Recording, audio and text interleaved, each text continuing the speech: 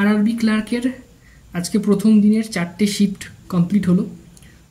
তো তোমাদের যার যে শিফটে এক্সাম ছিল এবং তোমরা কত অ্যাটেম্প্ট করেছো উইথ অ্যাকিউরেসি, তোমরা কিন্তু এই ভিডিওর কমেন্ট বক্সে অবশ্যই কমেন্ট করবে, জানাবে যে তোমাদের কেমন হলো এক্সাম, কত অ্যাটেম্প্ট করেছো সেকশন ওয়াইজ, রিজনিংয়ে কত অ্যাটেম্প্ট করলে এবং কোয়ান্টিটিভ অ্যাপটিটিউডে কত অ্যাটেম্প্ট করলে।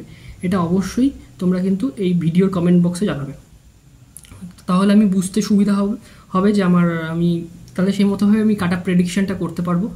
আমি আরআরবি পিওর এক্সাম দিয়েছিলাম, সেটা নিয়ে একটা ডিটেল ভিডিও আসবে আরআরবি পিওর কাট আপ সম্পর্কিত, কিন্তু আরআরবি ক্লার্কের ফর্ম আমি ভরিনি, ঠিক আছে।